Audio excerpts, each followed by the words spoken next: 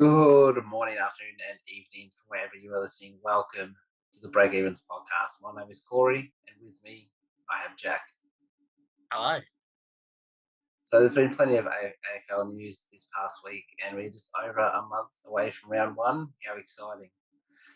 As always, we thank you um, for your continued support on YouTube.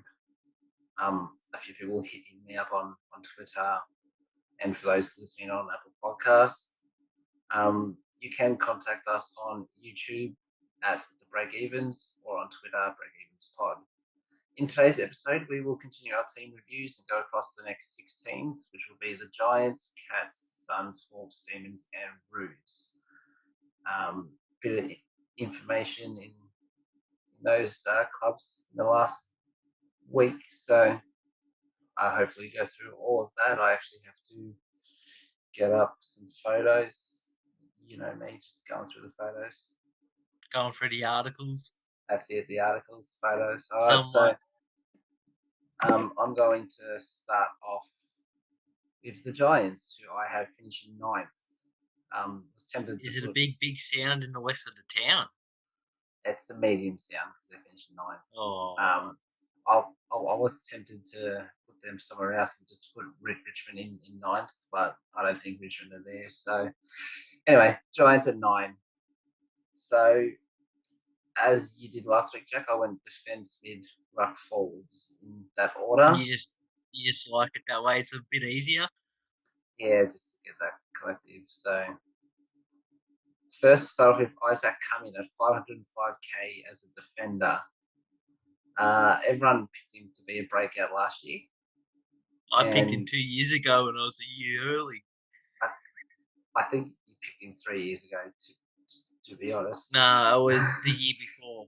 year It before. was yeah. So he saw some time where he was healthy and was free from injuries, and that brought along some consistency last season. He took a fair amount of kickouts as well, so I think that's where he scored a bulk of his points because he's got a big left foot. Is it? Do you know, Jack? I'm pretty sure it's a left I foot. think he is a left footer. They always are. The best So kicks are lefties. so I believe he was around that 90 mark, so 1995 mark. So I don't see him improving too much on that. So you're pretty much paying for what you get. Um, I I think as an option, it'd be a good pod if they had a few injuries. But I'm about to speak about a man who's 3k cheaper and has a higher ceiling. So that's all on Cumming. He's best 22. I don't think he's a selection. So next we got Lockie Whitfield, defender, mid, 502k. So um, everyone says he's injury prone, he misses games, which he does, but they're never muscular, they're never soft tissue. If you look through, it's ribs. There's weird ones. Yeah, I think he might have like an eye socket or something. Last year was like a liver Didn't he have or a something. lung? Yeah, lung. That's right, lung. Didn't he? Yeah. So as a selection, if he doesn't get these weird injuries, he's got to play every game.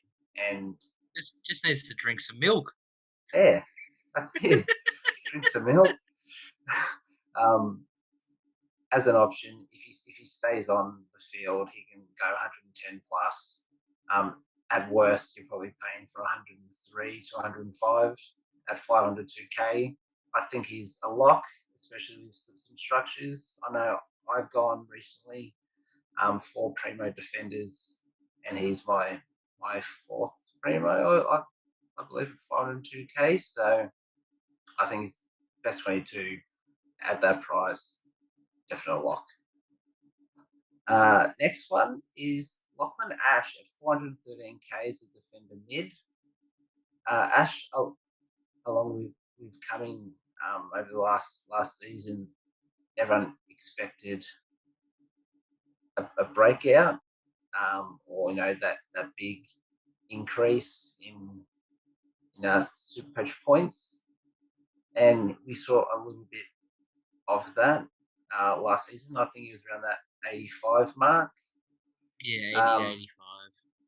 yeah, so he plays off that halfback, and I think he found himself going on the wing, um, which is probably why he's got that mid status. The um, as a selection, he's an awkward price. Um, you'd only really be selecting him if you think he can go 10 to 15 points more, which in this side that's coached by Leon Cameron, who knows he could get that role, average 100, or he could not get that role and then average 65 to 70. So as a pick, probably not, but is someone who could definitely break out and, as I said, get that extra 10 to 15 points, which would make him very relevant, especially at 413k. Best 22, I say yes. Look on preseason if he plays majority wing or if he takes any kickouts. So we're going to go into the only defensive rookie for GWS, and that's Leak LD at 144k as a defender. What I've heard about this bloke, great mark, great interceptor, reads the play well. The only knock on his game is he's not a high possession getter. So he's probably that second to third, but mainly second, tall defender. So he's there to play a lockdown, mark the ball when he can. I think his role this year will be to help Nick Haynes get those intercept marks. So he'll be the one playing lockdown, and Haynes will go over the top and I try did and get those marks. Yep. I did hear one thing about Lee, and Yep. that's that he was taken as a not as a play first type player. They want to build him up before he gets a game, so Yep. he most likely will not play this year, unless injuries happen, of course. But from the sounds of things, he's someone that's going to play in a year or two time. Yep. I was thinking along the same, maybe not this year, but if he does get a run this Yeah. year at 144k, I think he's a bench option, not a starting option, because he'll get those games where he does go 65, 70, which is what we want.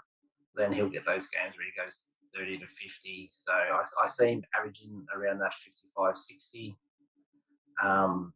And I think there are better options in defense. So if he's named round one, chuck him on the bench if you want to at that elevated price, but probably not this year. So we'll go to the mids. We've got Jelly at 582k as a midfielder. The most frustrating GWS player, probably apart from Cogs, who we'll get to soon.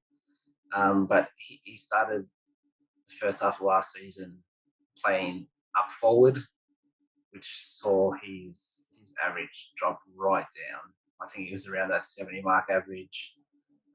People were started with him, got burned. Some traded, some held. Those that held, they were disappointed the first half. The second half, when he was chucked back into that midfield, where he went ballistic and started pumping out those 120s. That's what you're looking for. So if he starts mid and plays majority mid time there, he's a good selection of 582. There is Lachlan a bit cheaper, who we've spoken about, so you could save even more money there if you're not sure about what Leon Cameron will do. But Kelly is a great option if he has that right role. But if he gets put forward, it's definitely stay clear. As you know, I've been floating around with him in my side in and out with Neil. Yep. Yeah, I'm just gonna look at preseason how he plays, where he plays, because with the primos like Kelly and that, where they play in pre-season is a higher chance that they'll play round one, unlike the rookies and Yeah, the young fellas.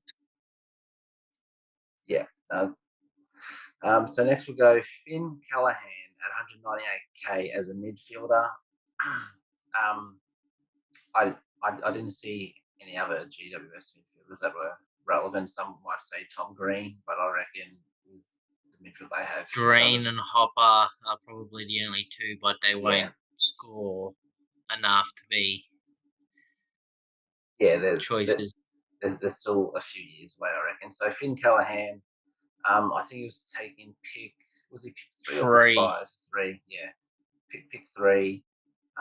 Super silky, smooth midfielder, knows how to get the ball.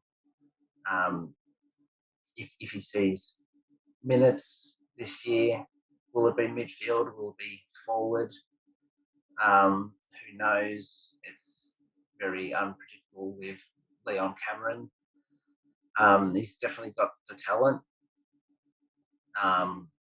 but I think there are a lot better, cheaper options in that midfield that will probably go through Yeah. in this pod. So I'd probably stay clear of Callahan, but could be a player of the future. So keep an eye on him. That's it for the midfield. There was only the two. So going to the ruck, so we got big boy Bruce. I didn't put Flynn or Briggs because I think the price they're at, there's no value there. So we'll talk about the value in Bruce. Coming off an ACL, hence the 204k. If given the number one ruck spot, he's a lock in, and everyone will save that cash and they can bolster the mid or forward line if they need to. But all reports at the moment are saying that they haven't really put in or I guess decided who's going to take that number one ruck. It'll either be Bruce or Flynn, but they're all fighting out for that spot, which is really concerning for Bruce. He's got the potential, to score 85 plus and make us 200 plus K. If we can get him up to that 400k mark, and that'll be perfect. Then we just downgrade him for 300k and I guess upgrade to one of those mid rookies. As a selection, it's just purely on what Leon Cameron and the Giants want to do. Just keep your eye on pre-season. If there's a niggle, definitely no.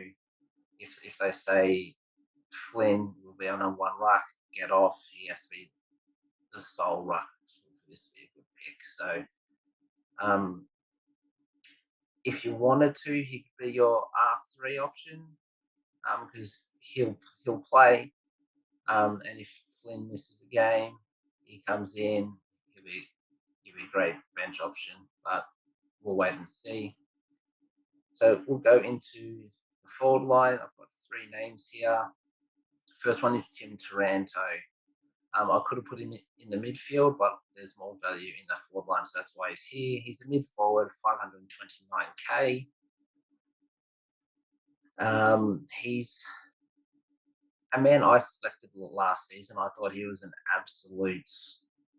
absolute bargain, and at times he showed that he was an absolute bargain, coming out 120s, 130s at that low price. But then, as I like to call him, he was the butcher, and every kick he did, certain games just wouldn't hit a target, and those points that he could be getting that +4 for a kick, he's just getting 1, or he's getting negative because he's kicked it out on the floor, or he's kicked it straight down the defender's throat. Leon Cameron has come out and said with Green out, he will be playing forward to start the year, so that's enough for me. He is not a look in at all until Toby Green comes back. When Green does come back, and Taranto's dropped under that 500 mark, it could be a good option, but it looks like he's going to play mid-forward, so his scores could go up and down, and fluctuate throughout the season. Talking about Green, Toby Green, 495k as a forward. This guy, when he plays, he's a gun.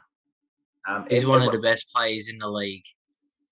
Everyone hates him. He's that Jordan Dugowie type. He just stuffs up here and there. He's got a bad reputation, but when it comes to the football field, he can do it.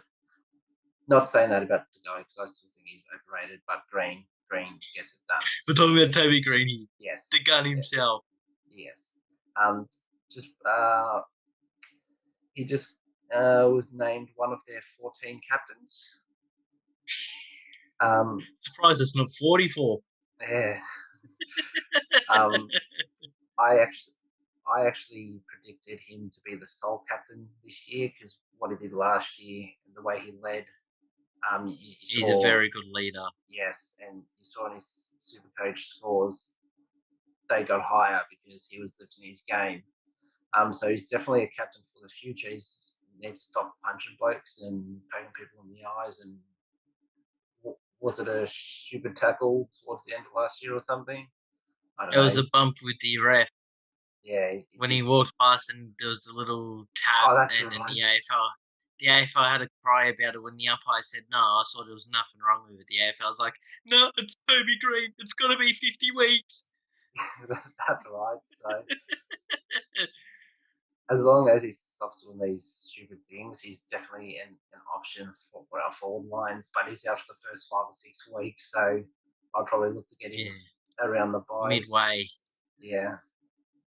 That's all I mean. There's not much more to say. If he's not an idiot, he's the selection. But if he is, if he's not an idiot, he's arguably the best forward selection right now.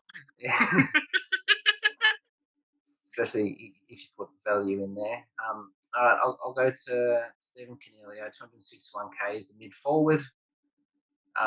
We were talking about him last night, Jack, at about 10:30 last night. You were saying he's not a selection. He gets injured too much.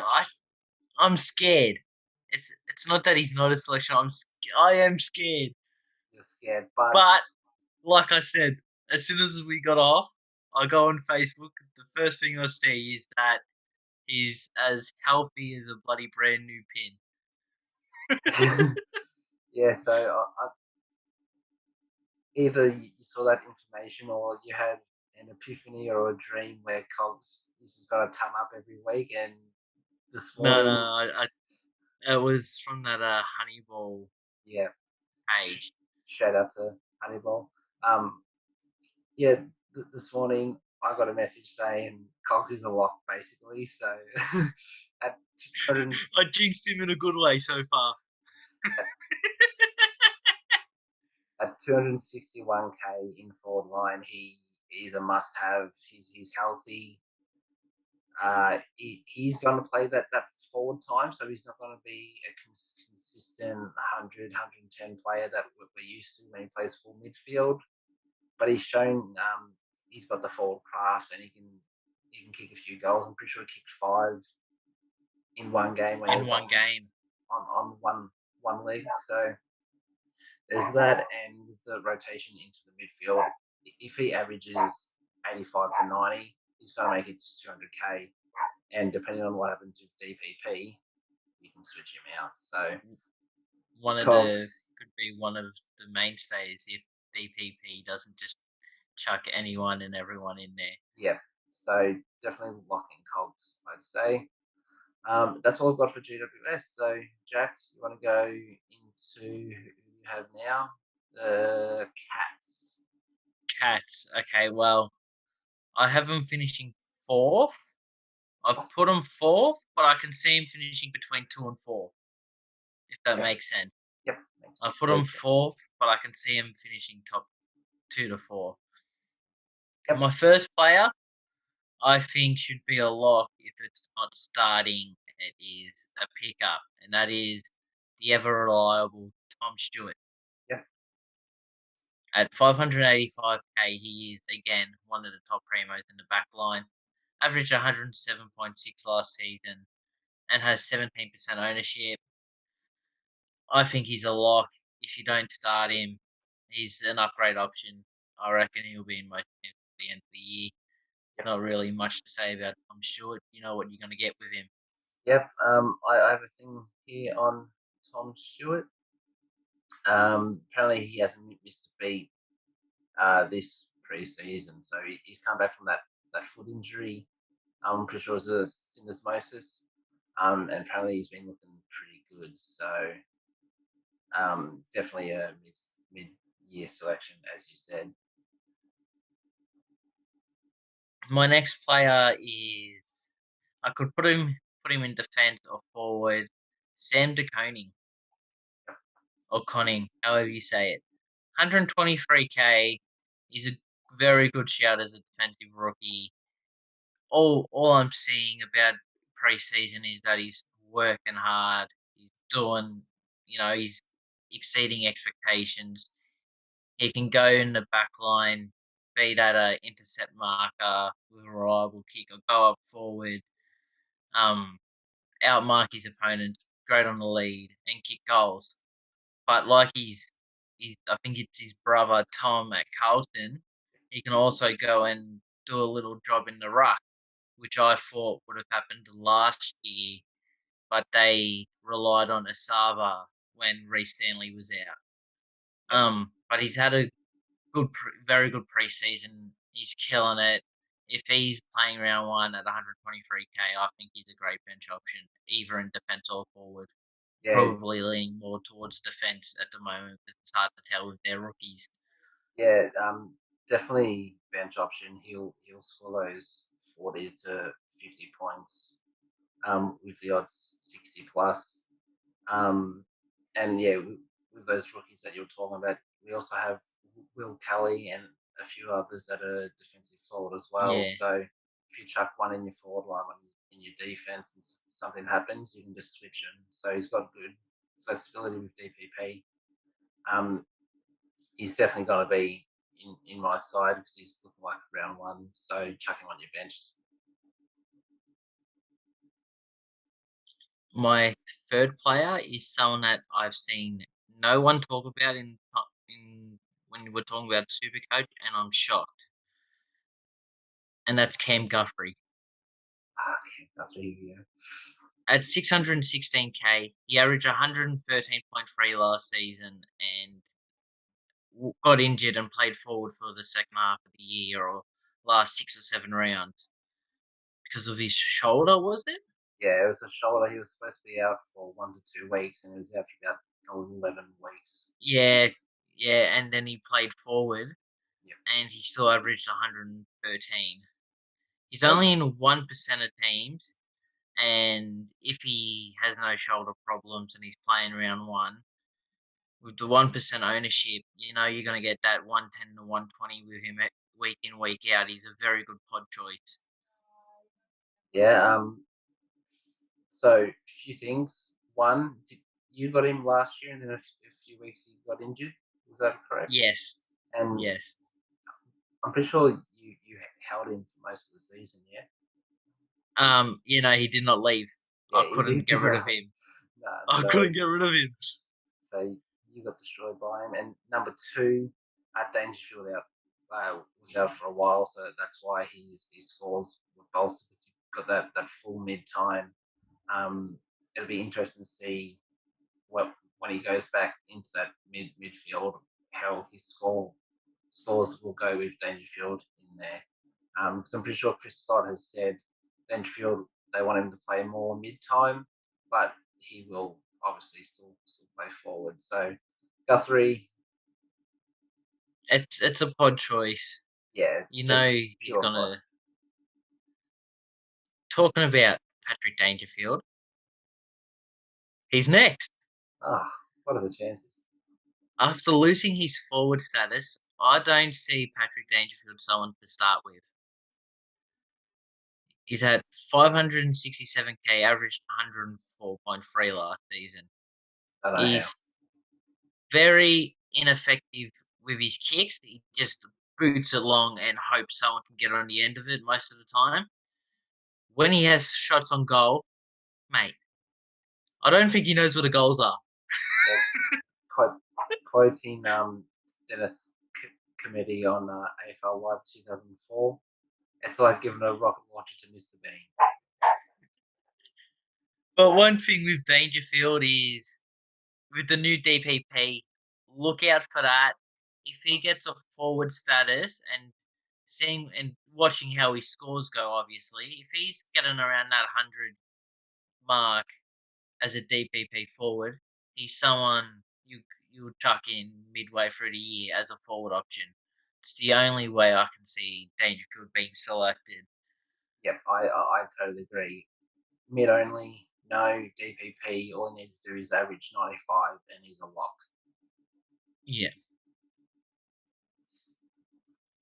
My next player, you're a bit iffy about him. I think he's a great choice. Second best forward ranked in price, Mitchell Duncan. Okay. He's at 540k. He's a gun Geelong winger, and he's proven that over the years. They win, so he's a winner. They do, as well. unless it's finals. Shots fired. I don't understand how, but he gained forward dual position status. It's because he kicked a tall from 95 meters. Good talk, by the way. I think watching how he goes through pre-season, and if he doesn't get a niggle or injured, I think he's probably the best forward option. Him and Dunkley, it's like them two above the rest. Yep. So if he's not injured, he's someone who usually you don't see in a lot of sides, will be in a lot of sides. Yeah, he's getting older. I think he's around that 32 mark, so he's getting older. The calves have started going on him. The reason I don't think he's a selection is because he's going to get injured. And being older, that calf injury that might take 2 weeks, might take 4 to 5. I think as a footballer, he's great when he plays that wing position. Yeah, it's 105, 110, easy, consistent. You can take your house to the bank and be like, Duncan's averaging 105. But with those small niggles and an injury, like he's going to get injured this season. It's just a matter of when. I think the last season what stuffed him was that head clash with the Gold Coast player. Yeah. That's what killed him last season. And that's something else you have to think about is concussion. But I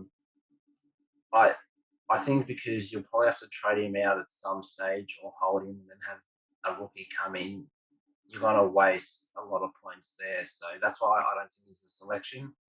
But as a footballer, I rate him highly. My last player, I guess you can say, is Tom Hawkins. Yep. He had a big season with the rule change last year. Went back to averaging his 93.9 at 510k. He was a great choice last year. I would be saying he's a great choice again this year, but dual position status. Yep. You have to bump that 93 to a 98, 99. And we know for sure he's going to be banging in the goals, kicking a lot of goals, but he is getting older, like the whole Geelong team. I think their average age is about 60. Yeah, but they're the retirement village. Yeah, but without the dual position, I think he's a great pod choice because you know he's going to kick 3-4 goals a game.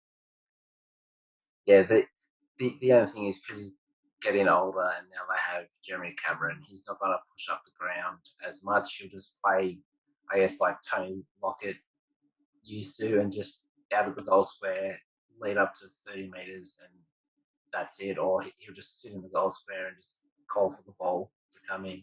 Yeah. Goals are going to be there, but he's going to lose a lot of points from possessions. So Just before we go over to your next team, a couple of cheap players to look out for in Geelong.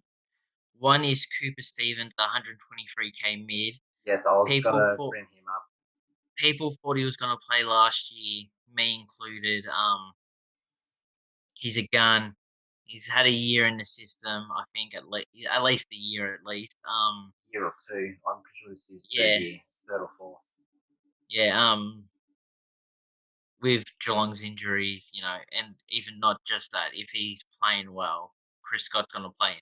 Even Yeah, if well, the only problem is it might be 1 or 2 weeks like he did with Constable.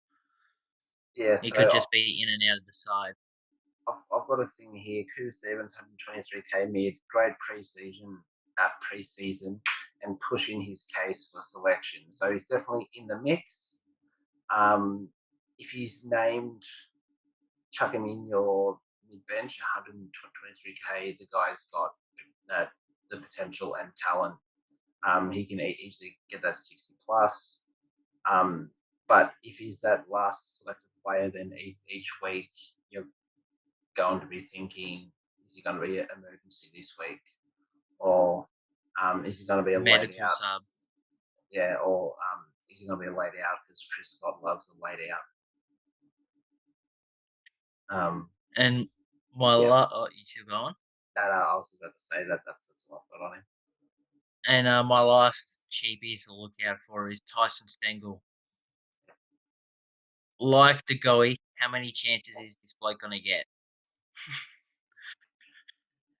And the thing is, unlike the Goey, he's barely playing. Yeah. He was at Richmond, he was at Adelaide.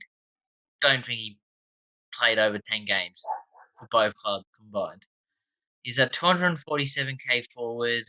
Being a Tigers fan when he got drafted, everyone was excited. He's that small, quick, agile, pressure forward that Richmond love, who can sneak a couple goals. So if he plays in the Geelong side, he's someone who can easily get 60 to 70 points a week, if not higher. One, is he going to play? Two, I think there's better options around that mark. Yeah, I don't see him averaging 60. I reckon he'll average 45. He's got a lot of respect that he has to earn, and his mental health, I reckon it's an uphill battle for him. So if he does play, he will have those games where he scores 70 plus, but I think we'll see a lot around that 40 to 50 mark. So definitely stay away, I think. All right, so I'll move on to the Gold Coast Suns, who I have finishing 14th. We'll start off Jack Bowes, 150k defender. Everyone was looking at him for a cheaper option this year because Stewie Dew came out and said we want to give him a big run in the midfield. And then he went and, was it a hamstring? Or was it a foot? I'm not quite sure, but it was like a 6-week injury. That's all I know. Yeah, he's gotten injured, and they say he should still play round one, but very interrupted preseason, so I'd stay away. Takes kickouts, is good with foot, can take the marks, and if he goes into that midfield, I reckon mid-year he could be a great selection. But for now, I don't think Bose is where it's at because of that injury. Next we'll go Will Powell, 446k defender. My guy. Your guy. I've never thought of him as a selection. Everyone said, he's a good player, which he is. He's got the potential. And he takes kickouts as well. So when Bose wasn't taking those kickouts, it was either Powell or Lukosius, which I have a stat here. There was only 3 players that led their teams in kick-ins and had less than 70% play on time. So Will Powell was number 1. He played on 62% of the time. Blake Hardwick, which I think you have the Hawks, Jack, 65% play on ratio, and Brody Smith 68. So most kick-ins last season for the Gold Coast Suns, but played on, but not as much as we would like, which means he was missing out on a lot of those points. If he bumps that up to 80% play on from kick-outs, you're looking at a 95 average. Oh yeah, Possibly even 100. So that's what you're looking for. With Powell, he's super durable, does it all. Hopefully he starts playing on for kick-ins a little bit more. Next we'll go Lukosius at 438 Ks at defender mid. Usually on the halfback, he's got a kick of dreams. They look for him so he can use that ball. Last year, I think he was put all over the place. He was on the halfback, he went forward, and then back onto the wing, which I think is where they're looking to play him this season, for that run and carry, which is for him how he wants to play. So 438k, probably not a selection straight away. I think you got Sisley around that price, who's got the scores on the board and is a known 90 plus scorer. But if he gets that wing role and then plays on the halfback as well, I reckon he can get his average up. But as a selection for the year, probably not unless he goes crazy and averages around 100. well, good thing with Lukosius is he's one of the more reliable kicks. Yes. He's a very good kick, which is more points. Yes. I don't have any defensive rookies for Gold Coast. I know there's I do. Rory Thompson. If it's Holland, I've got him in midfield. Oh, okay then. Yeah, no, I don't. There's only Rory Thompson, 123k, but he'll get injured, so he's not an option. So we'll go into the midfield where we've got Tuk at 677k. Midfielder Tuk Miller went absolutely ballistic last season. Went absolutely nuts. We don't know where it came from. Like he's slowly built, and then he just went We've bang. seen him score at 100 to 110 consistently, but this season was more 130, 140. Yeah, what he averaged? I think 122 or 124 for the season. Went absolutely nuts. And I don't see that changing. He's still going to be the number one guy in there, even with Rowell in the team. Definite selection. If you want to put him in, he was in my side majority of pre-season, but he's found his way out at the moment. Same. That's just to save some money. Actually, wait, is he at my squad? I don't know. Oh no, he's out of mine. I'll check. Yeah, he's out of my squad. So but that doesn't mean don't pick him. I think he's a definite selection. It's just it just depends on your structure and if you want to save that cash. So definitely pick Talk. But it's completely up. He to could you easily guys. be the best midfielder this year. Yep. Or Super coach wise. I don't see him improving on that average. And if he goes down, he'll go down to 118. So he only lose 4 points, I reckon. Next, Maddie Rowell, 342k mid. The guy that was going to win a Brownlow in his debut season, and until he dislocated his shoulder. We've seen what he can do, 130s plus, but has got a few injuries. That dislocated shoulder that was similar to Gary Ablett when he was at Gold Coast, and then he came back and was it ACL or PCL? PCL. PCL, to his PCL was out and then came back and just didn't look confident in his body. I think they're just worrying more about game time, not worrying about his actual game. Yeah.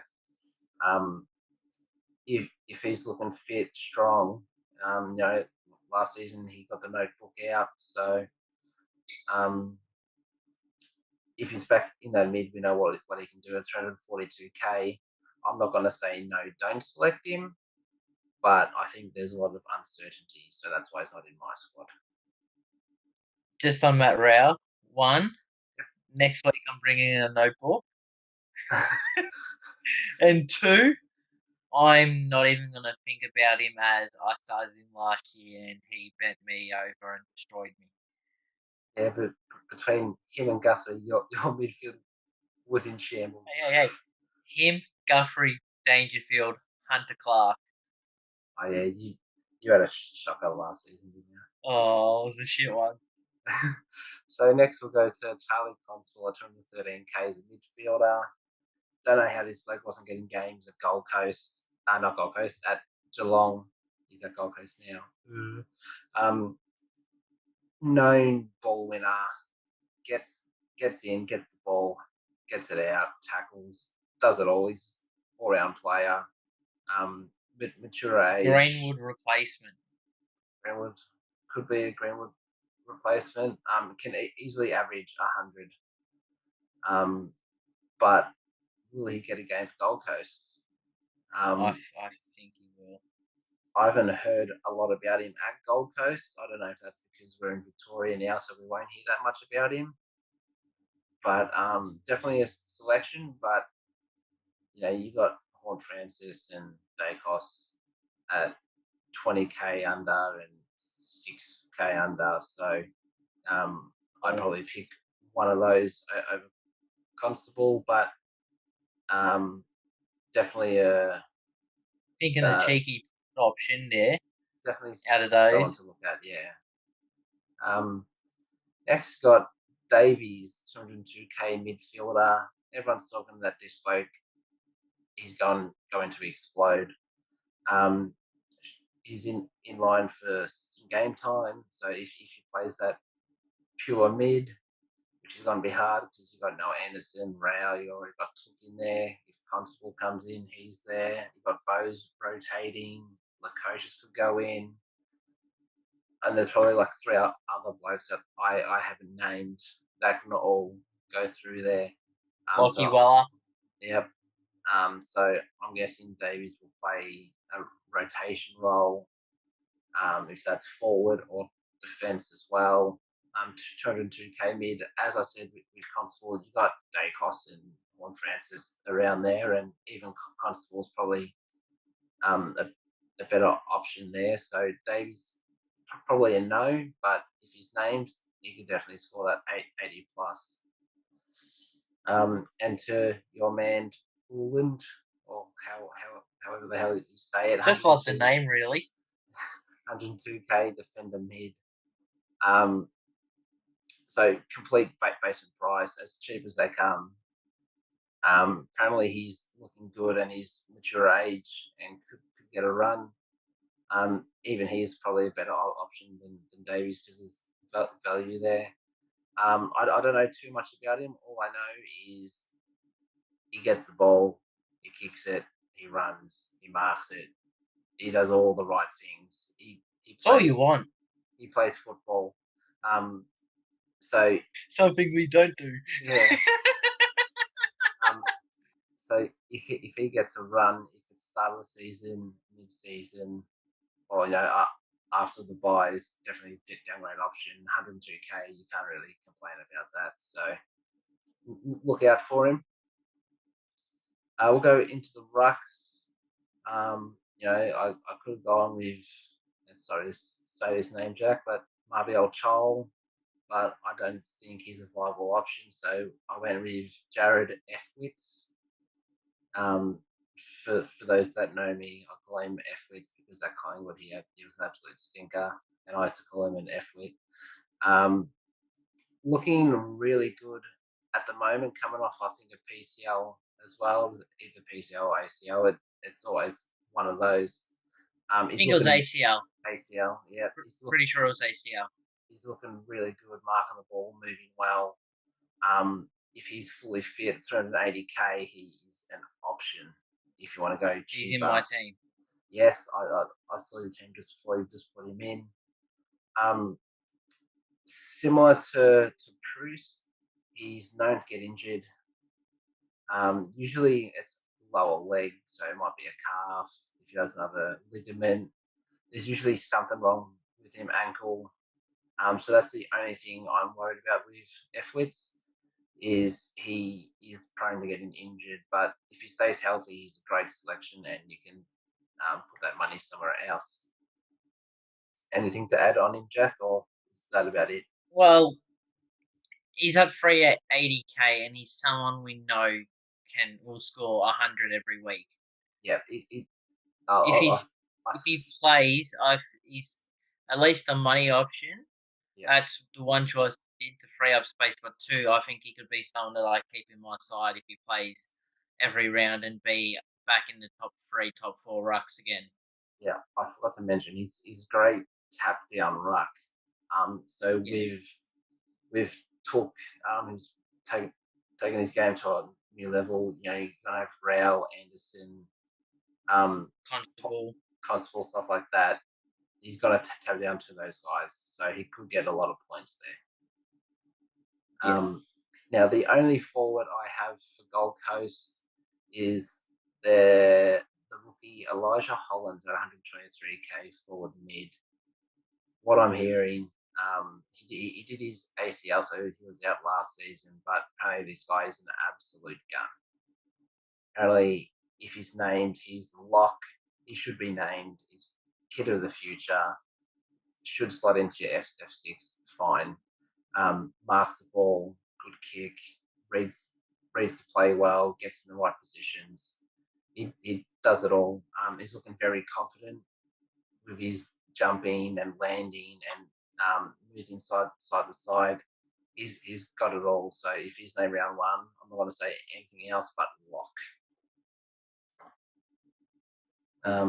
Did you have anyone else, Jack, or was that it for the Suns? That the new midfielder Yes, Pass. Sorry, I forgot to speak about this bloke. I didn't have it in my notes. 102k midfielder James. I believe it's pronounced Chitas. But I'm going to call him the Tit. Fucking what? Because that's what it looks like. 102k mid. Absolutely destroyed the Sandford last year. He was fighting with Freeman to get that last spot on the list, and he was given the opportunity. You bet him.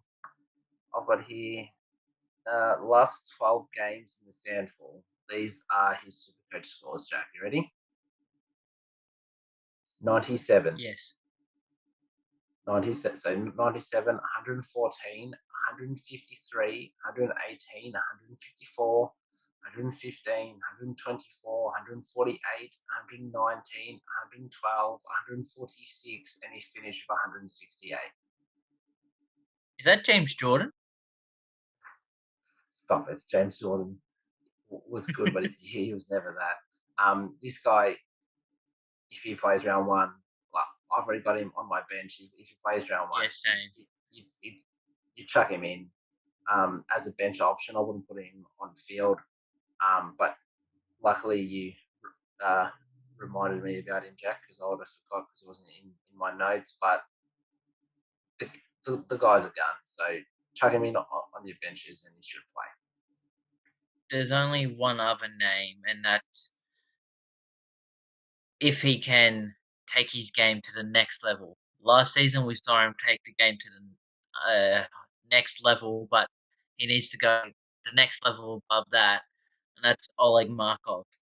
We saw with Gold Coast with his games, his run for the midfield and his kicking, he bumped his scores from 30 to 40 to 80. Is this a Richmond bias?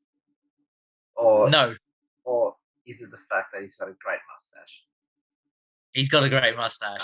So No, but like he averaged 80 last season. If he can bump that up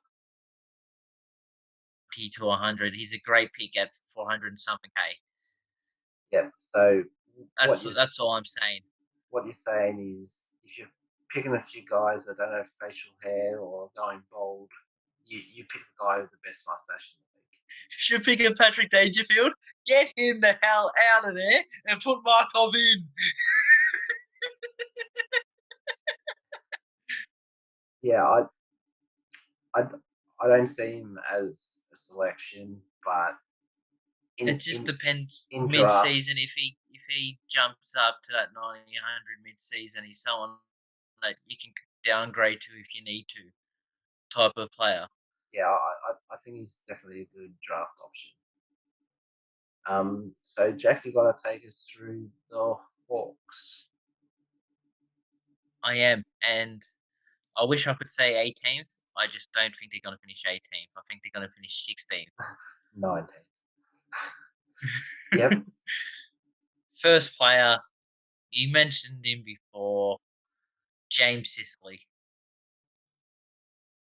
Come Yep. off his serious injury. He's at 448k. Currently in 32% of teams.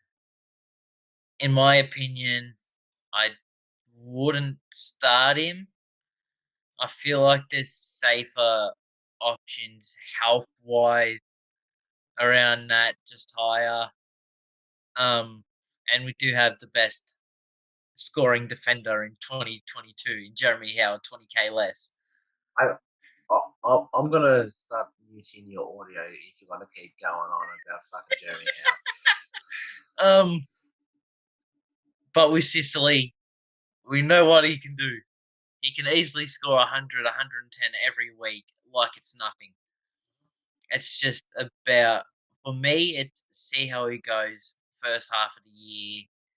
If he's playing well, if he's scoring well, if he's staying fit, he's someone to bring in. I'm just scared of starting him. Yep. So usually when people do an ACL, you're a bit worried because they usually have a slow build up to the season because they've just come back. The thing about Sisley is I think he was ready to return, I think, round 16 or round 18 last year. So he was ready to play, but they weren't making finals. So that they went, you know what, just take the rest of the year off. Let's have a Clarko full, with his brain. yeah, let's have a full preseason so you can smash it. All that I've heard is he's looking like the normal James Sicily, so that's going to give people some confidence. But Hopefully not the James Sisley that gets suspended. yes, He is that Toby Green like player. we're going to go back to our favourite stat. Those that do ACLs have a 33% chance of doing it again in the next couple of years. Yeah. So that's the only worry. That and Mitchell come out and said he's going to play down back, but if he has to, he'll go forward. So you just got to look out for that. The next one I didn't have him in, but you mentioned him just before, so I'm going to talk about him a little bit, and that's Blake Hardwick. Yeah. He's at 496k, average 90.5, I think it was. Yep, somewhere around there. He's very inconsistent. Weeks he'll score 100, 105, then the next week he'll score 50, 60. I don't think he's an option unless you're doing draft. I think he was a lot more consistent last year because he was taking those kickouts. Let's see what to say. So he led Hawthorn in kickouts, but only played on 65% of the time. So out of 77 kickouts, he played on 50 times. So if he bumps that up around that 60 range, he's definitely an option. It just depends on what Mitchell wants to do with him. Is he going to be that run and carry, or is he going to be that lockdown? Because they've got Sisley back, you got GF back when he's fit. You got Scrimshaw. There's I think there's someone else that I'm missing there. So there's a lot of competition there. So I agree that is draft. And the man you're missing is the man I mentioned in the first podcast, and I'm going to talk about it a little bit again. Will Day, That's him. 345k. He's a great mid-price selection, depending on if he stays fit and the role he has with Sisley back. Yep. If he keeps that halfback flank pushing, attacking role, he plays every game, he's going to be averaging 90 plus. Yep. Um, I think we he's saw. You go. sorry. I think he's still on the running program, so I don't think he's Yeah. gone back to full training yet. We saw last season he had Jaff and Impey in the same side, Hey, and Impey as he well. was scoring 120, 125s like it was nothing. He's an exceptional talent. It just depends on his role and his fitness. Yeah, that Hawthorn backline's really hard to pick Break into for super coach. I mean, he doesn't have to break in. He's in their best, 22. six defenders. It's Oh just yeah. staying on the park.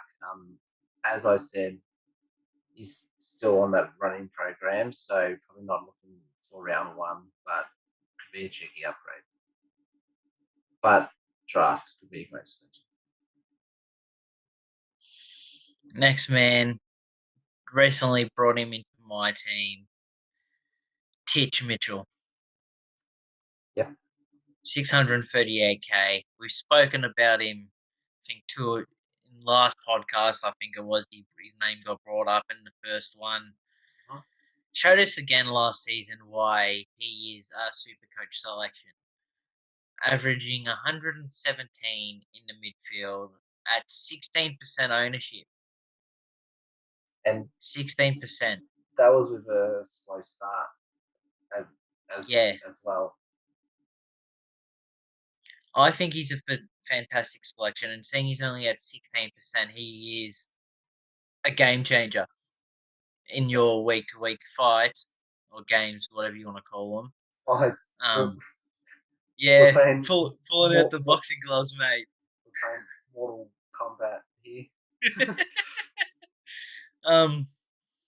I just think he's a great selection, but with that 16% ownership, you have him in. He's going to be a player that will win you games. Yeah. So the way I see Titch is he's in my team at the moment. He's at my M3 spot. This is what I was talking about with Took Miller. As good as the selection Took Miller is, he's not going to improve on that 122. Where Tom Mitchell at 117, you can see him averaging that 122, and he's 40 kg bar. So that's he's got bigger upside, and he's looking back to the Titch of old. So just something for those guys to think about. If you don't want to go tuk, this is your bloke. Next one is Josh Ward, the highly rated rookie, sitting at 180k, so he's a bit higher up in the rookie selection price. But I think he's a great selection. He's got a great tank. He's a very good user of the ball, and I think he will be playing round one. It's looking likely. Yeah. The only thing is how Sam Mitchell going to play him. You got Wingard, you got Mitchell, you got O'Meara, you got Shields, you got Newcomb if he plays. You got a lot. Yep. Sorry, I was funny. Yeah, you got a lot of good midfielders at that club. Is he going to play midfield? Yeah. So Newcomb's looking good.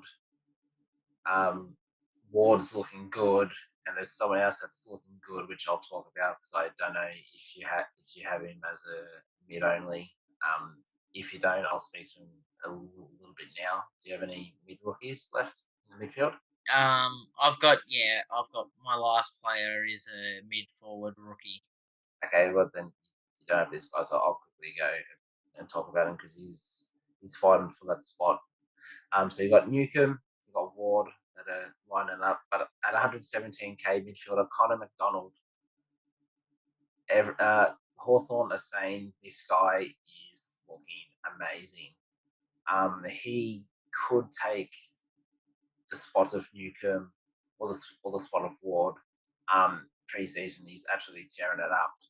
So keep an eye on him.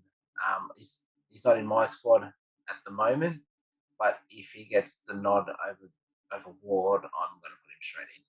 Simple as that. Sorry, Jack, go on that tangent, but I really wanted to speak about that bloke. No, It was a great segue.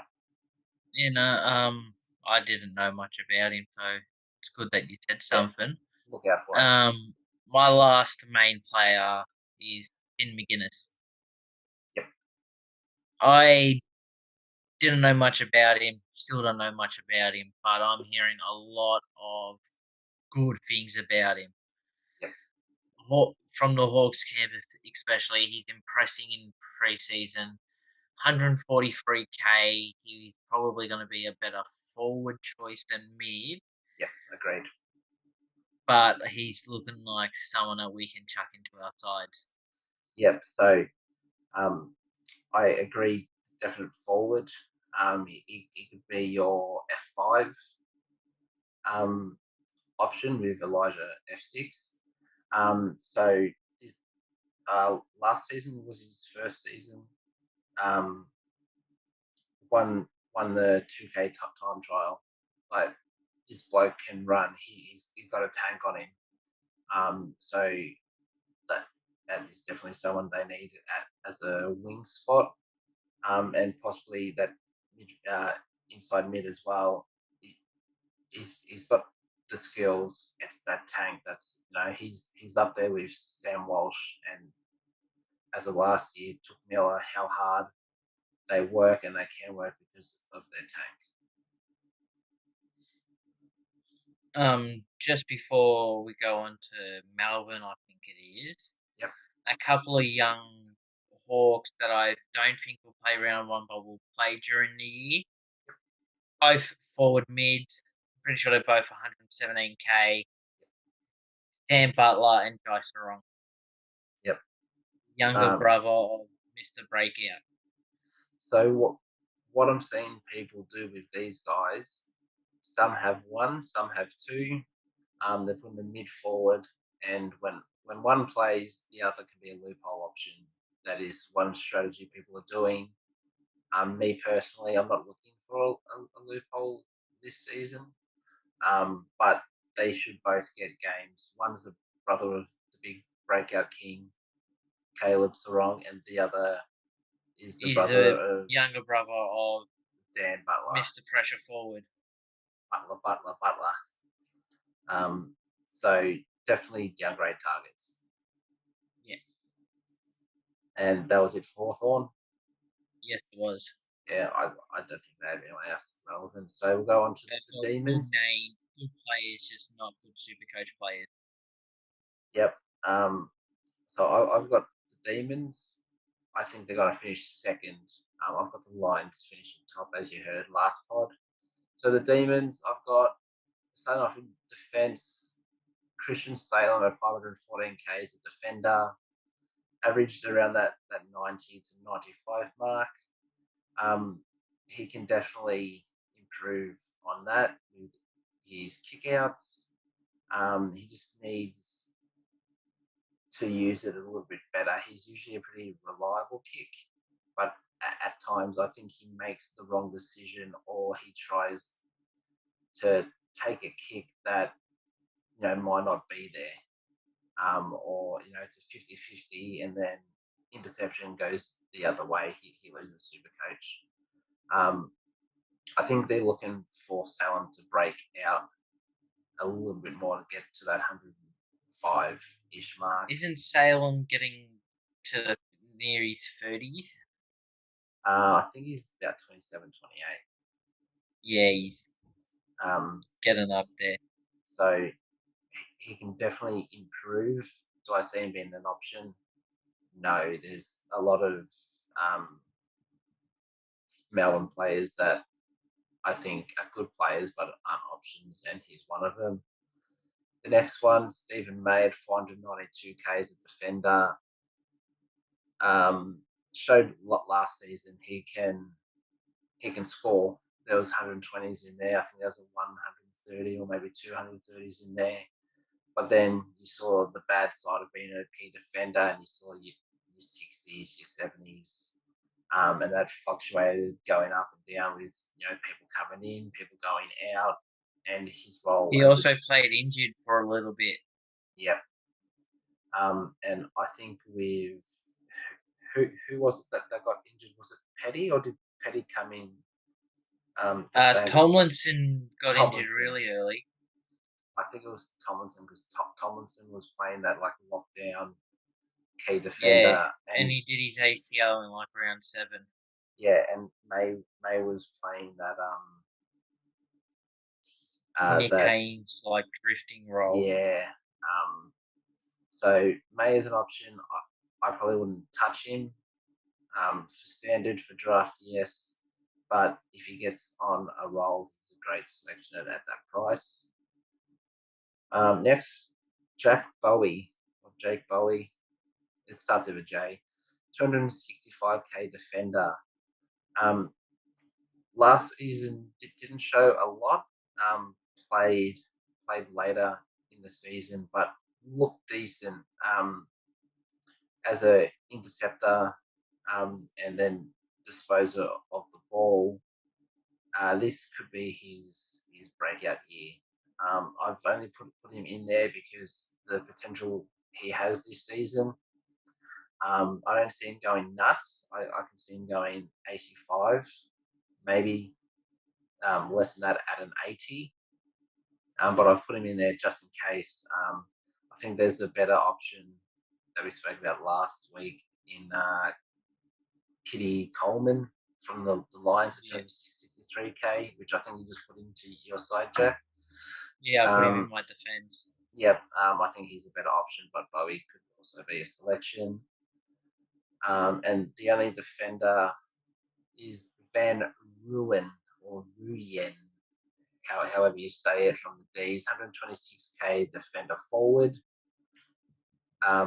I think he is a great selection. If he's named, I can see him going that 60 mark. I don't know too much about him, but I have heard he is decent by foot. So that's a real, I guess, strength of his. I'm not sure if he's a run and carry type of guy. But I don't see him breaking into that Melbourne side this season, maybe one to come next few years. Very tough side to break into, but yeah. Well, they just want the premiership, so yeah.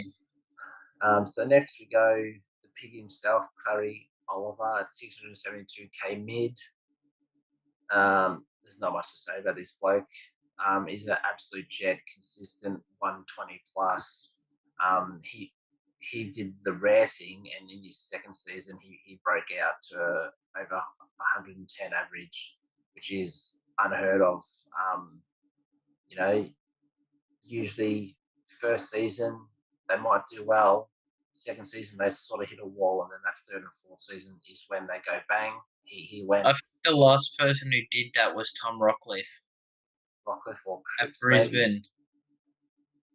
Yeah, but yeah, he just went bang. Thanks for coming. 110 right there. I think he might decrease in average this season. I think he might go more towards that 116, 118 average. Just because I think I see his time on ground going down a little bit.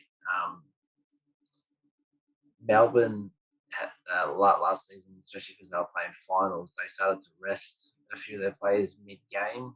you saw Gawn play a lot more forward. Now, was that just to help develop Jackson, or was that to save him for finals so he can dominate like he did Or in that or was prelim? that a legitimate thing that he wanted to do and have Luke Jackson and Gawn switch from forward and ruck? Oh yeah, that's what I was saying. Was it for Jackson's development or not? And I can see Clary maybe spending a little bit more time on the bench. If that doesn't happen, he's going to average 120 again. I don't know about you, Jack, but I had him captain when he scored 200 against Adelaide. So thank you, Clary. No, I didn't. You didn't. I remember I had someone else. I think it was Tom Mitchell. I think he scored 80 that game, and it was like his lowest score of the year. Yeah. Yeah. So he's definitely a great selection. I don't think he can improve on that average. But But you really don't expect him to improve yeah, from 120. yeah, he's going to be top 6 midfielder anyway. So we'll go to his partner in crime, Christian Trackhard Fox at 606k midfielder. Sorry, finally broke out last season. Everyone was waiting for it, waiting. When's it going to happen? The answer is last year. He's that contested ball. Like, you can't tackle him. He's going to run out of the pack and kick it along. Can hit the scoreboard on a consistent basis as well. So yeah, there's nothing but upside to Petrarca. Can he go more than what he did last season? Probably not. I reckon that was the best we could see. He might go up a maximum of 5 points. At 606k, it's a bit awkward. I probably wouldn't be selecting him, but he'd be a great pod. So, I and think he's someone to look out for dual position status. We saw him play a lot more forward towards the end of the year and finals. If he gets that 35%, goes into the forward line, he's a must. yeah, but you have to think. Don't Will, get like I'm saying, if it happens, not select him for it, yeah, if no, it no. happens. But you have to think at the centre bounces and stoppages. Is he starting midfield and doing that Dustin Martin role, then going forward? Because if he's doing that, then he won't get DVP. Yeah. He has to start in the forward line at centre bounces or in stoppages. Next, Max Gawn, 657k ruck. Usually first ruckman selected, if not second, because him and Grundy been going back and forth. You know what you're gonna get with Max. Usually the first 2 rounds he starts slow and then picks it up from there. But with rumours that he's going to play a lot more forward, that is worrying as a ruck only selection because they're trying to give Jackson a chance to develop. And Jackson looks like a really talented guy. So Max Gawn, if it's not time on ground decreasing, it's his role changing, and then he doesn't, to me, become an option. Unless he gets DPP. Yeah, we could get him as a forward, which would just be cheating, really. But also he could just come out and just play mostly ruck, and then everyone's missed out on him because they're not selecting him. So watch for that DPP. But if you select him, I don't think anyone's going to have a go at you for selecting Max Gawn. So I'll tell you, select Max Gawn over Toby Nankervis. Come on. and my final player is Luke Jackson, 389 ruck forward. Pretty much the opposite to Gawn. If he gets more ruck time, his points are going to go up, and if he can easily average that 90 plus. If you have Sean Darcy or Bruce and they get injured, he's got DPP already. You swap him out, easy. Yep. You finish? No. I was just going to say that flexibility he has with DPP makes him a good selection, but I don't think selecting him at the start is a good option just because you don't know his role. Probably wait the first 2 rounds, and if he's looking good, then you can get a trade to bring him in if one of your other mid prices aren't working out. So, yep, that's all I've got for Jackson and the Demons. I was gonna say, if you didn't mention him, what were your thoughts on him? Because I think he can be a great forward choice if he's getting the more midfield, like ruck minutes, and you see his score jump up to 90 odd. Yeah. Because, you look at Melbourne's forward line, he's very athletic, got a good jump on him. Like those hit outs to advantage with that midfield, it's ridiculous. Yeah. And there was one more name impressed a lot towards the end of last season. Yeah. Especially the granny. I thought he was robbed of a Norm Smith medal. Uh-huh. Bailey Fritsch. Okay. He's a mid price. Like we saw end of last year, he was kicking 5-6 goals a game and was scoring 110 to 140. And I think that grand final, his super coach score would have easily been 150 plus. Yep. The only thing with Fridge is if he doesn't kick those 4 to 5 goals a game, then he's not a scores selection. are shit. So he's definitely an out there selection, but probably not for me. We'll so go Jack will take us North Melbourne. through the Roos. I've got a few people here who don't talk about them, so we'll see how we go.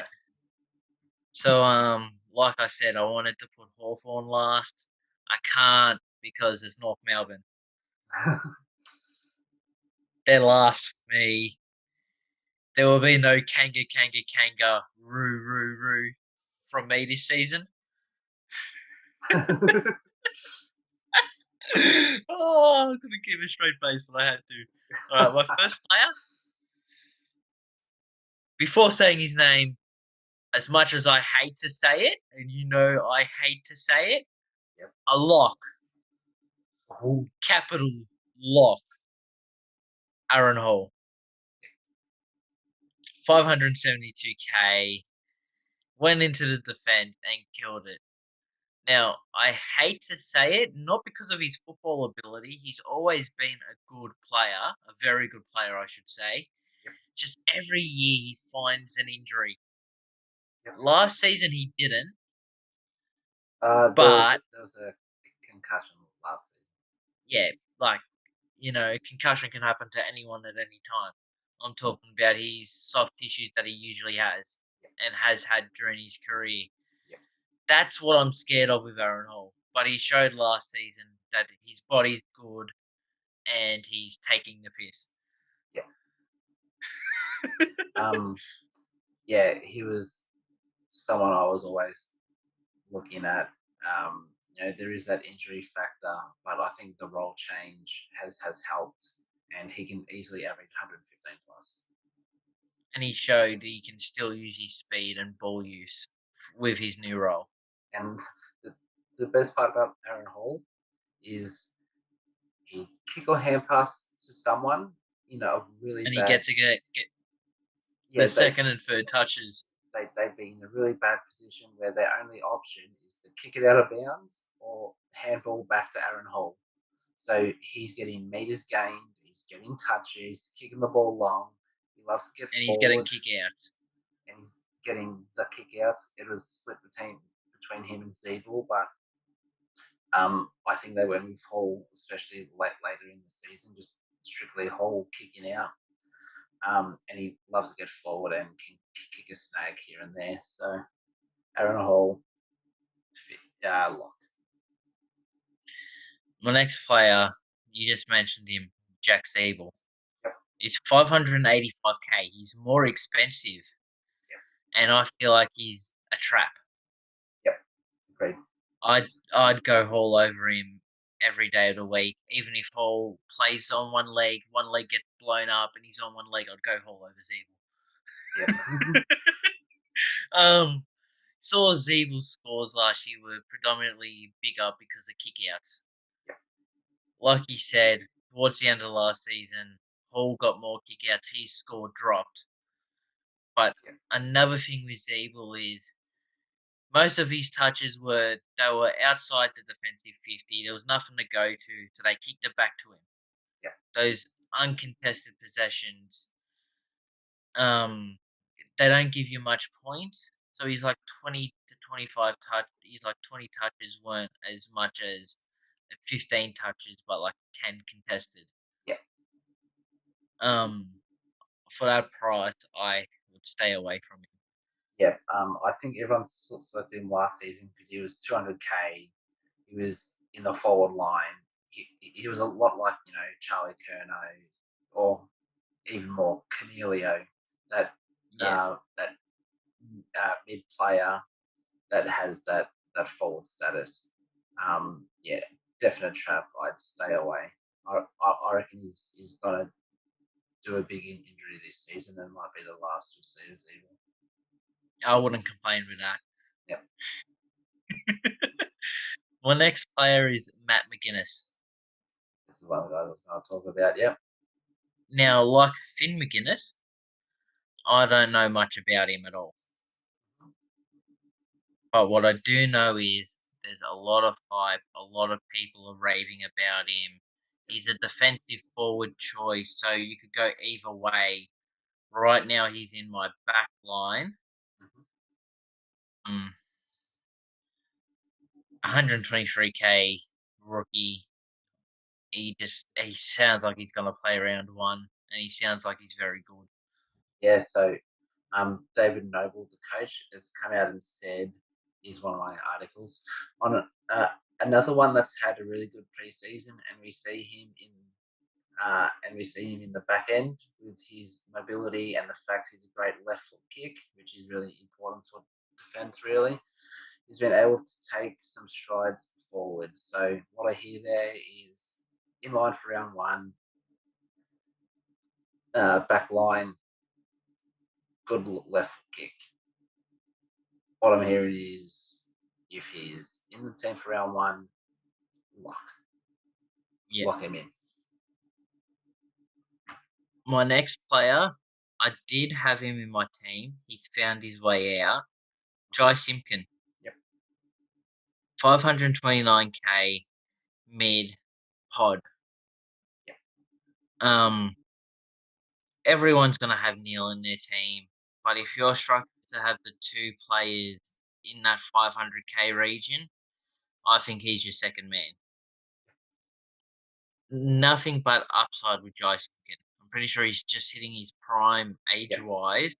Yep. He's proven he's a gun. He's proven he's their major ball user in the midfield.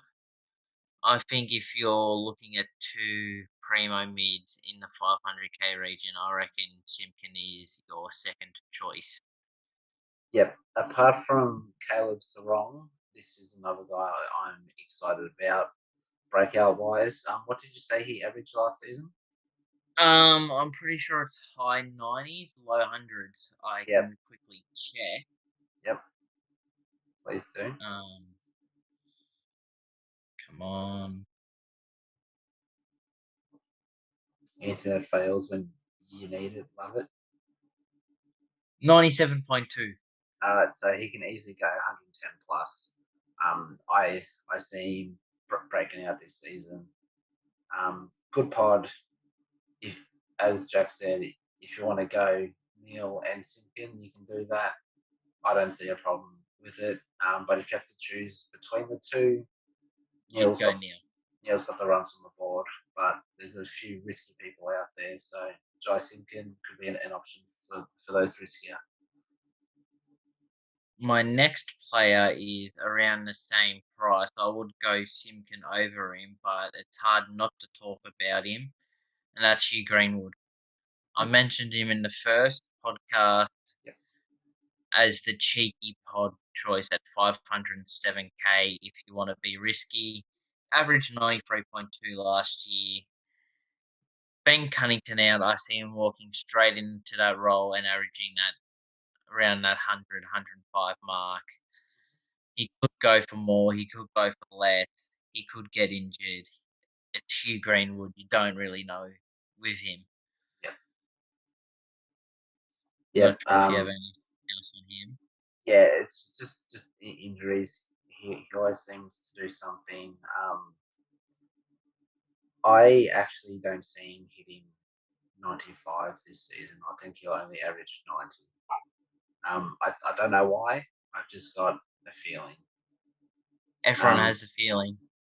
That's it. But he has the potential to go 100. So he's not the worst selection, but I'd go Simpkin over him. My next player, he is the number 1 draft pick. He is the best out of the draft picks, he's the best all-round player. He's good at everything. He can go down forward, he can kick goals, he can kick goals on the run from the midfield. Great contested player, great player outside with the run, great mark, great pressure acts. He's a gun. Just all round great. Yeah. Before people were touting him as the number 1 pick, I'm not sure if I was talking to you too much about it, but I was saying I hope he slips to 9 and Richmond can get him. Yes, you did say that, yeah.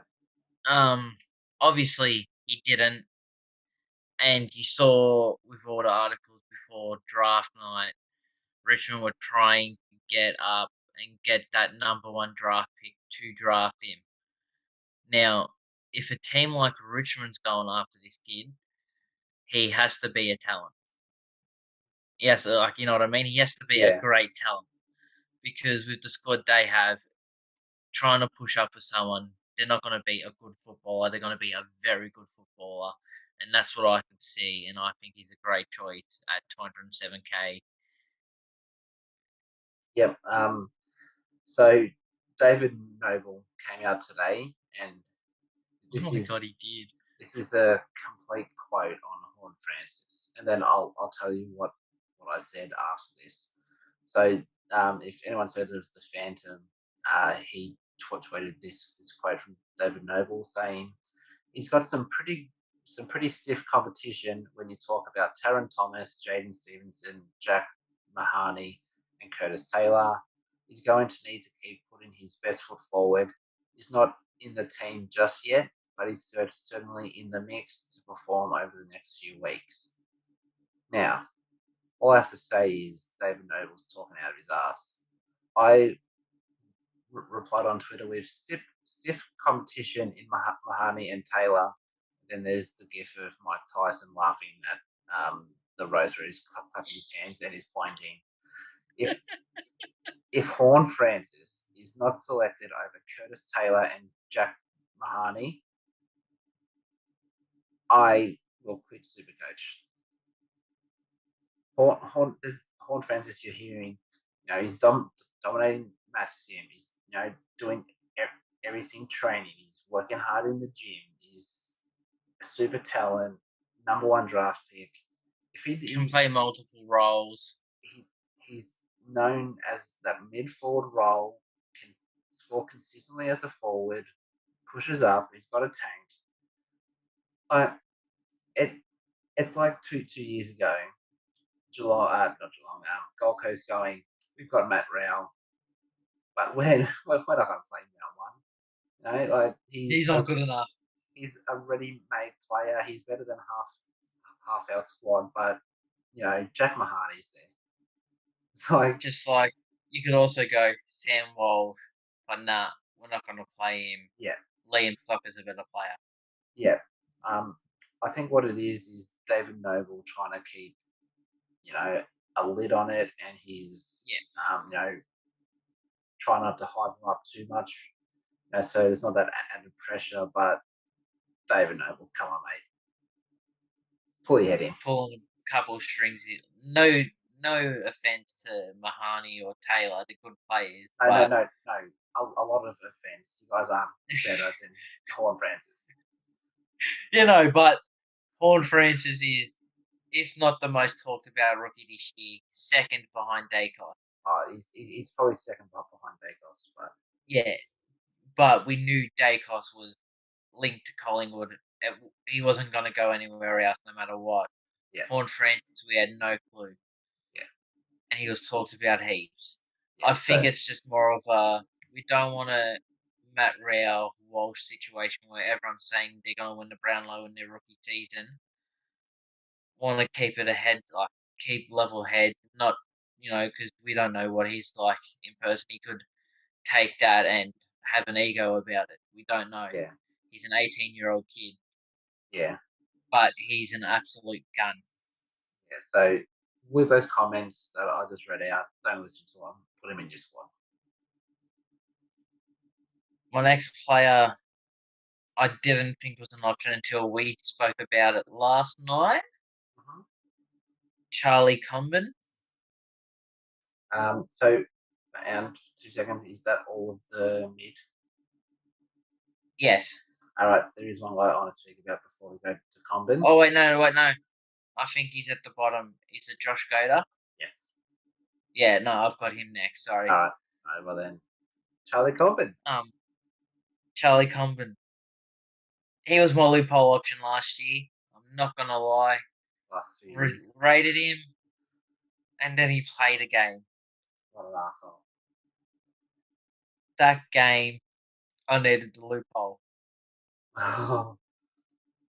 Because my vice captain, I'm pretty sure it was that game, scored 200.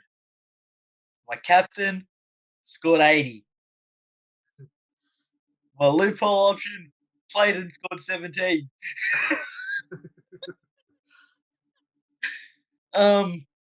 Name has been floating around that he's going to be playing round one as a forward with Coleman Jones, Larky, and Zerha. Don't rate Zerha.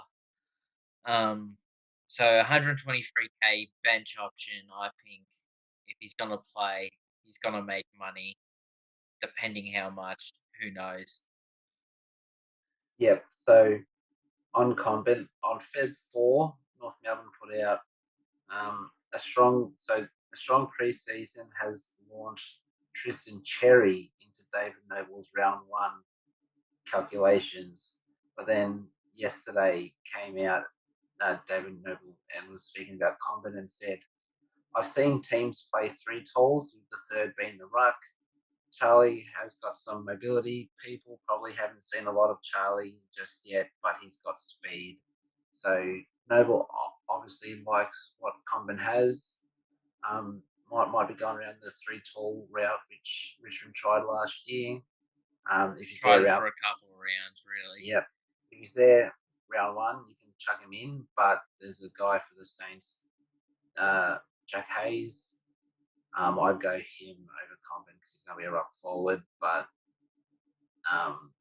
no one's going to have a go at you for selecting Corbin on your bench. He's got that DPP, so he's flexible if Bruce or Darcy go down or F-Wits. But also with that, we're basing off David Noble, who did say that Mahoney could play over Horn-Francis. That is a great point. So, F-U David Noble. I don't like you no more, mate. Get the hell out of here. My last player to wrap up the night, Josh Goder.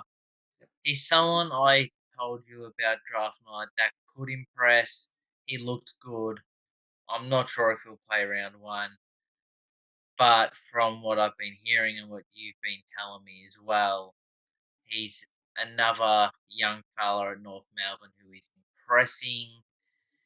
North are keeping an eye on him, rating him highly. He's in the mix. Keep an eye on him during preseason games.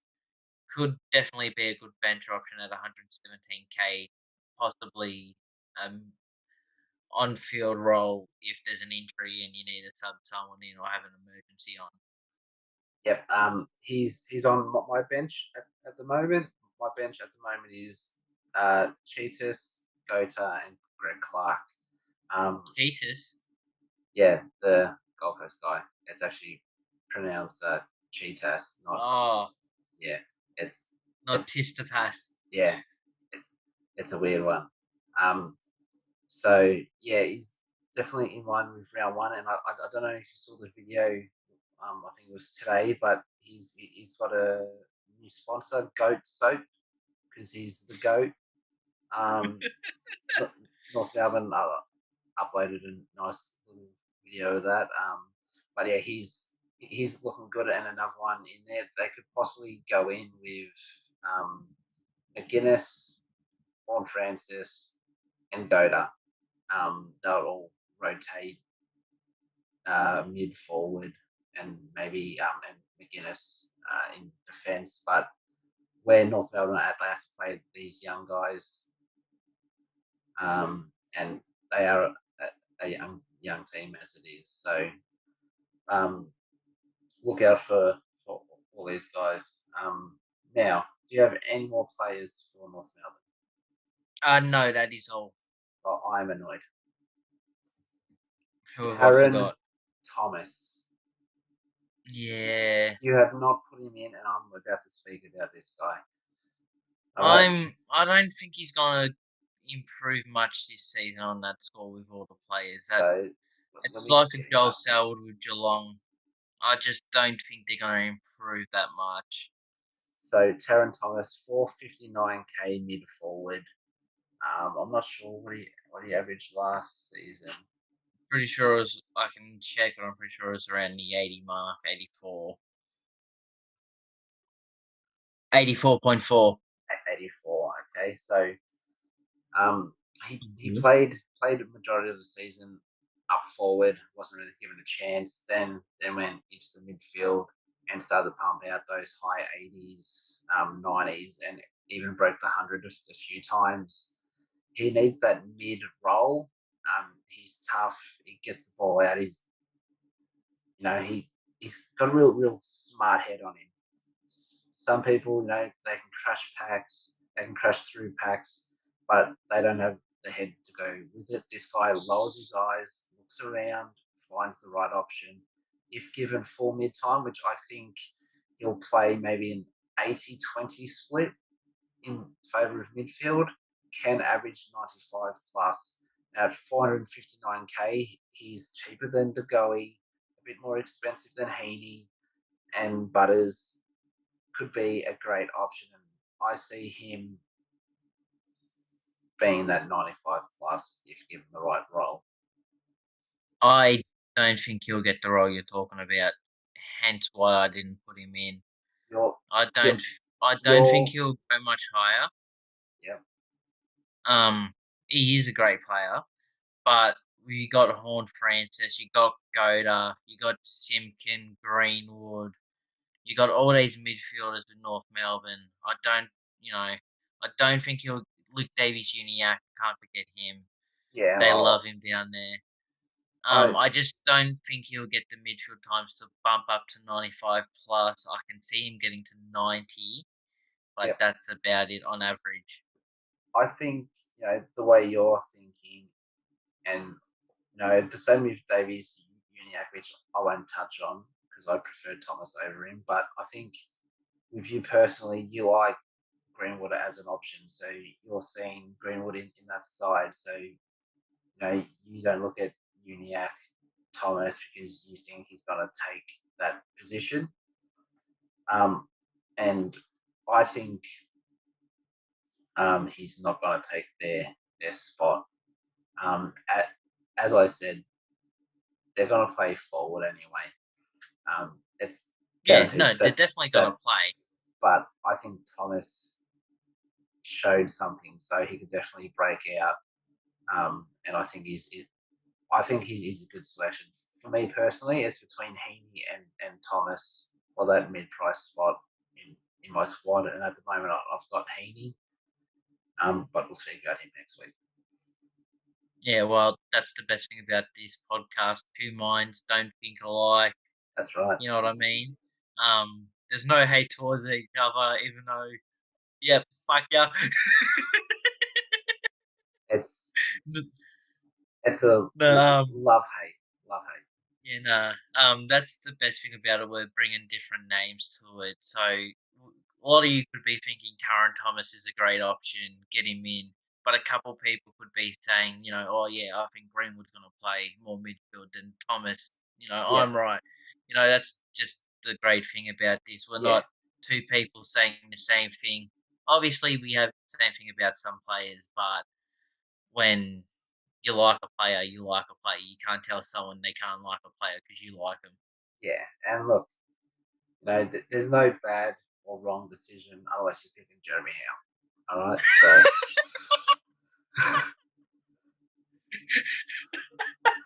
Right, next week I'm gonna have a Jeremy Howe poster just behind there for me, just a reminder, I come. We're gonna have to make that happen. I might go down to the Holden Centre and get it signed as well. Who knows? All right, so that's all we had for North Melbourne. Yeah, Awesome, and that's all we had for this podcast. This one was a bit quicker. I think not as relevant sides this week. So obviously big names in the sides, but yeah, yeah, not a lot. yep. So hopefully you guys continue to like these team reviews and still find them helpful. Next week will be our final team review where we'll be going through Port, Tigers, the Saints, Swans, Eagles, and Dogs. I think Jack's excited about the Tigers, and There's he's gonna be 44 names in one team. That's all I'm gonna say. yeah, your Tigers segment might have to be a completely different podcast. Yeah, no, Um, that's gonna be one for its own. we thank you all for your continuing support and listening on Apple Podcasts, watching on YouTube. We really appreciate it. And if you do have any thoughts, comments, or questions, feel free to hit us up on Twitter at BreakEvensPod or in the YouTube comments at the BreakEvens. Just quickly, I do want to apologise for the last podcast. The comments were disabled for some reason, but I fixed that, and I'll make sure it won't happen in this one. So, put your comments in there. We're happy to take any feedback, or if you've got any questions, we're happy to answer them as best we can. So, And we'll tell Corey that Howe's a great selection. That's another no, good one. don't do that. Well, actually, Twitter, all over Twitter. just before we sign off, Jack, we did put the poll up from last week I did see it. I was on disappointed. Jeremy Howe. So um, we had the poll with Jack on the Howe train. We want your opinion. What does Howe average this season? 90 plus or 85 or less? It 42 was like a point 60-40, wasn't it? 42.9% of people agreed with you, Jack, but 57 See, I'm not alone. Come but on. but 57.1 agreed with me, so I am the winner. So no more Jeremy You Howe know, talk. but that's what I mean. You know what I mean? A lot of people are thinking the same as me. Probably not my dramatic comment of the year, but that he's gonna score well. Yeah. No, well, just to finish off, thank you guys so much again. We really appreciate it. And we look forward to hearing from you guys. And until next week, it's bye from now. Catch ya.